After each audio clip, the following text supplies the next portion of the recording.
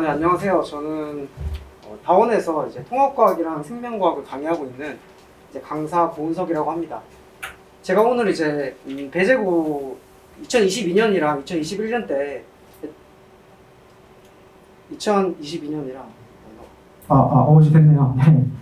이제 2022년이랑 2021년 때 어떤 형태로 이제 통합과학 시험이 나왔는지, 그래서 그걸 통해서 지금 한 1월 달이니까, 12월 1월이니까 앞으로 어떻게 준비해야 될지 그런 방향성을 설명을 드리도록 하겠습니다. 일단 제 소개를 먼저 드리자면, 저는 생명과학이랑 통합과학을 주로 강의를 하고 있고요. 저에 대해서 모르신다고라 하면은 이제 유튜브에 생명공석 쳐보시면 제가 했던 강좌 샘플들도 있고요. 그 다음에 설명의 영상들도 있으니까 참고하시면 될 것 같습니다. 그래서 본격적으로 통합과학에 대해서 설명을 드릴 텐데, 배재고에서 단위수가 굉장히 높습니다. 영어, 과학, 국수사 똑같고요. 제가 사회를 제외하고 영어, 과학, 국어, 수학 중에서 시간 대비했을 때 성적을 가장 빨리 올릴 수 있는 것은, 저도 이제 공부를 해봤기 때문에 진짜 과학입니다. 그래서 단위수 자체도 높고 중요도도 높기 때문에 과학을 미리 해야 되고요. 그리고 실제로 이제 배재고에서 사용하는 지금 교과서입니다. 그리고 이제 이 시험만 잘 쳐도 되느냐? 그건 아니죠. 왜냐하면 수행평가가 중간중간에 있는데 보통 3월에 4월에 이제 한 번씩 진행을 하고요. 그렇기 때문에 4월부터 시험이니까 그때 그 전에 3월부터 공부를 하면 되겠지 라고 생각하시면 안 됩니다. 그래서 1월부터 준비를 한 다음에 이제 그렇게 준비를 해야 이제 수행평가를 잘 대비를 할 수 있습니다. 이제 동아과학의 전체적인 커리큘럼이고요.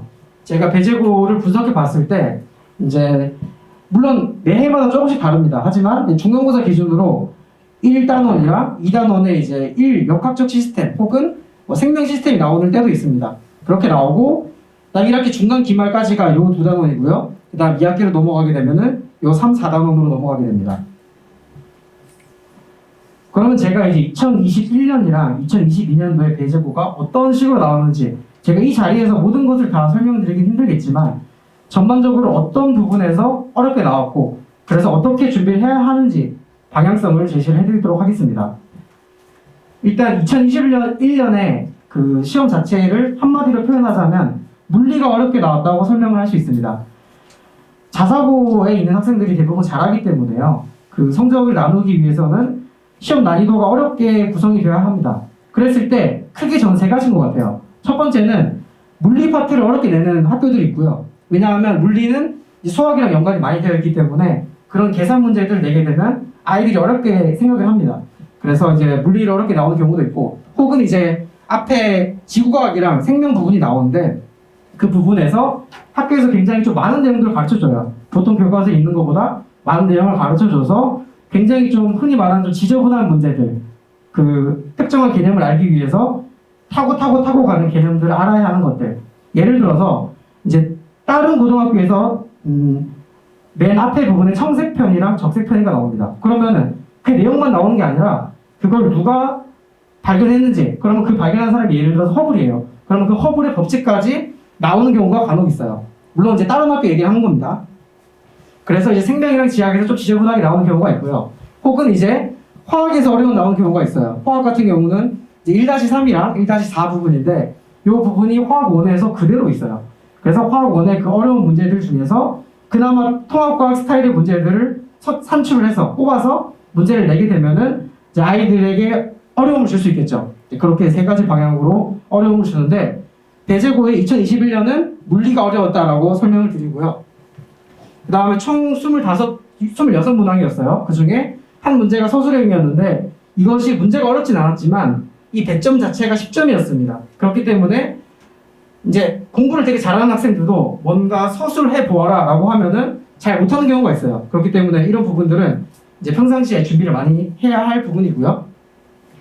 그 다음 아까 설명드린 것처럼 생명이랑 지학 파트는 좀 모의고사형 문제, 조금 흔히 말해서 좀 지저분한 문제들이 나왔다. 그리고 가장 어려웠던 문제는 물리에서 나왔고, 이 문제를 맞추느냐 맞추지 못하느냐에 따라서 1등급, 2등급이 갈렸다고 설명을 할 수 있습니다. 그리고 배재고 아이들이 참 공부를 잘하는 게 느껴지는 게요. 1등급 커트라인이 90점 후반입니다. 그래서 하나 틀리면은 1등급이 안 나올 수도 있어요. 그렇기 때문에 요 시험지를 보고 나서 요 시험지가 내가 풀만하네, 할만하네가 아니라 완벽하게 풀 줄 알아야 1등급이 나온다는 것을 설명드리겠습니다. 그 다음에 이제 2022년입니다. 2022년은 왜 물리 필러 파트가 없었냐고 이제 제가 설명을 드리자면은 물리가 시험 범위에 없었어요. 그러면 그 물리가 이제 1학기 기말고사로 넘어갔겠죠. 이제 그렇다 보니까 물리에서 어려운 문제가 나올 수가 없었고, 그렇기 때문에 생명이랑 지학 부분에서 되게 상의 난이도 문제는 없었지만 중상 난이도 문제가 다수 포함이 되어 있었습니다. 그래서 이제 총 24문항이었고요. 2문제가 서술형, 나머지가 객관식이었어요. 전체적으로 봤을 때 2021년보다 어려운 문제는 없었지만 모의고사형 문제들이 많아서 아이들이 좀 실수, 단어 같은 거를 제대로 보지 않았을 경우 실수를 유발할 수 있는 문제들이 많았다. 그렇게 설명을 드리고요. 마찬가지로 이 중간고사 자체는 아이들이 공부를 굉장히 많이 합니다. 모든 학생들이 공부를 많이 하기 때문에 1등 커트라인이 굉장히 높았다. 이렇게 이제 말씀드리겠습니다.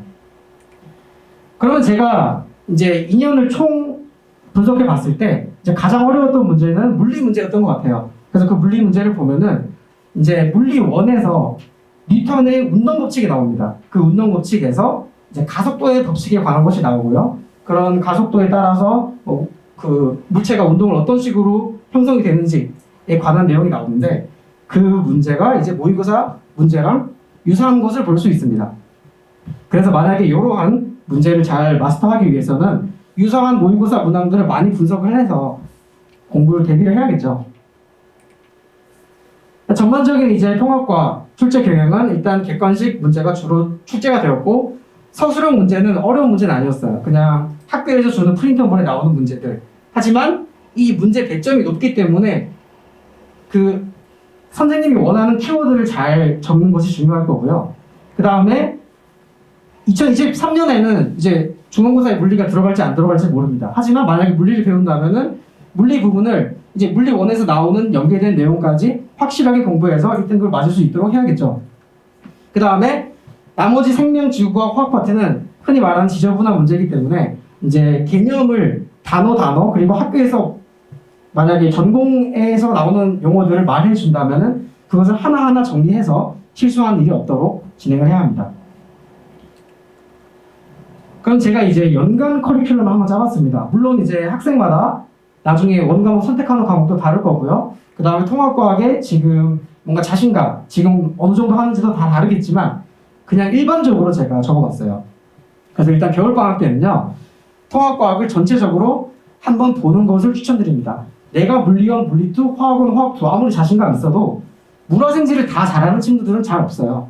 그래서 너무 큰 자신감으로 이어지게 되면 그건 이제 오만으로 이어지기 때문에 저는 그래도 겨울방학 때 한 번은 봐야 되지 않느냐 그렇게 생각을 하고요.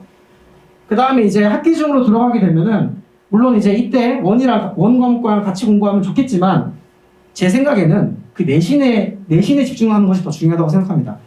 그래서 중간 기말 내신 대비하고요. 그 다음 여름방학 때는 뭘 하느냐? 이제 겨울방학 때 물론 가장 좋은 것은 이제 원 과목을 같이 선행하는 게 좋겠지만 지금 과학만 해야 되는 게 아니라 국어, 영어, 수학 할 게 너무 많죠. 그래서 하지 못했던 학생들의 경우는 이제 여름방학을 이용해서 내가 만약에 화학을 선택하겠다라고 하면 화학 1을 공부하고요. 그 다음에 내가 생명을 해야겠다라고 하면은 생명에 뭐가 어렵나요? 유전이 어렵죠. 그래서 유전 부분을 공부를 하고요. 그 다음에 좀 추천을 드리자면은 내가 무슨 과목을 해야 될지 모르겠다라고 하면은 일단 고등학교 1학년 2학기가 들어가게 되면요, 그 화학 파트가 굉장히 어렵습니다. 흔히 말하는 필러 파트가 화학이기 때문에 뭘 할지 잘 모르겠다라고 하면은 일단 화학 부분을 공부하는 것이 추후에 통합과학을 대비하는 것도 굉장히 큰 도움이 됩니다. 그리고 이제 예비 고의가 들어가게 되면요, 본인이 선택한 과목들을 만약에 기본이 안 돼 있으면 기본을 하고요. 만약에 기본이 돼 있으면 이제 수능형 문제를 대비해서 내신을 대비해야겠죠. 어차피 내신 자체가 내신에서 어려운 문제들이 결국 수능에서 나오는 문제들이기 때문이죠. 그래서 저는 수업을 일단 3시간으로 구성을 해봤고요. 일요일 6시부터 9시까지 구성을 해보았어요. 그래서 일단 1교시, 2교시, 3교시 전체적으로 일단 판서식 강의를 하고요. 근데 너무 강의만, 제 강의 위주로만 하면은 이 아이가 잘 아는지 모르는지 확인할 방법이 없습니다. 그래서 문제풀이도 같이 진행을 하면서 수업을 구성해 봤고요. 그 다음에 아이들별로 이제 수학 같은 경우는 보통 들어오기 전에 입반 테스트라는 걸 보죠. 근데 과학은 잘 없어서 선생님 입장에서도 이 아이가 잘하는지 못하는지, 그리고 난이도 차이가 다 수준 차이가 너무 많이 나요.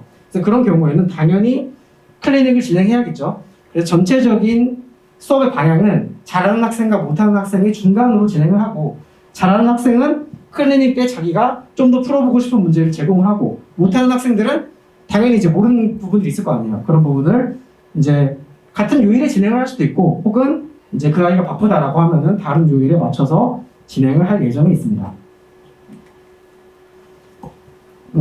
내신을 이제 준비하는 입장에서 제가 봤을 때 가장 중요한 것은 관리랑 컨텐츠인 것 같아요. 관리 50%, 컨텐츠 50%입니다. 그래서 아무리 제가 좋은 얘기를 해줘도 그 아이가 이제 90%를 흡수한 학생들이 있고요. 혹은 40% 흡수한 학생들이 있어요. 그러면 40% 흡수한 학생들은 제가 2번씩 반복해서 말을 해줘야겠죠. 이제 그것이 관리라고 생각하시면 됩니다. 그래서 그런 관리를 하기 위해서는 매주 테스트를 보고요. 그 테스트에 맞게 피드백을 드릴 겁니다. 그리고 그 약한 부분에 대해서, 예를 들어서 배제고 같은 경우는 당연히 물리를 잘해야 될 거 아닙니까? 그러면 그 물리 부분들을 계속 문제를 주고 될 때까지 진행을 하는 거죠. 아직 시간이 많이 남아 있습니다. 중간고사 일정이 4월이라고 하면은 아직 4개월 남았기 때문에 이런 대비할 충분한 시간이 있고요. 그리고 이 수업에 대해서 제가 뭐 피드백, 그리고 시험의 성적이 어느 정도 나왔다, 다른 학생들의 평균 점수랑 같이 전달을 드리고 있습니다. 그 다음에 저는 이제 2015년, 지금 개정이 2015년 이루어져 있기 때문에 2015년부터 2022년까지 사실 이 7개년간의 모의고사 문제들도 양이 굉장히 많지만 저는 그 이전의 모의고사 문제들도 있어요. 왜냐하면 어차피 이 시험 문제는 그 선생님들이 내는 건데, 그 선생님들의 나이에 따라서 만약에 나이가 많으면은 좀 이제 흔히 라떼라고 얘기하죠. 내가 옛날에 좋아했던 문제들을 꼭 시험에 내고 싶어 합니다. 그래서 저는 이제 제가 가지고 있는 모든 문제들을 가지고 이 물리 예를 들어서 역학 파트라고 하면은 그 부분에 나올 수 있는 부분들을 다 다룰 거고요. 그것을 이제 특정한 부분에 대해서 한 5세트씩 갖고 있어요. 그래서 이제 처음에 주고, 또 그 아이가 만약에 쌍둥이 문제가 필요하다고 하면은 그때 주고, 그다음에 그래도 잘 안 된다 싶으면 계속 반복하는 식으로 시크릿 자료를 제공을 하고 있습니다. 그 다음에 이 시크릿 자료들을 자체 교재로 사용하고요. 이제 제가 배직으로 봤을 때 주로 좀 어렵게 봐야 할 부분은 결국 역학 파트인 것 같아요. 그리고 화학 부분이 문제가 어렵게 나오진 않았지만, 이제 다른 학교들을 봤을 때 화학 부분은 굉장히 어렵게 나올 수 있는 확률이 높은 부분이에요. 그래서 항상 저희가 수능으로 따지자면은 보통 이제 6월 모의고사, 9월 모의고사에 나오는 것들에 대해서는 학생들이 다 공부를 해요.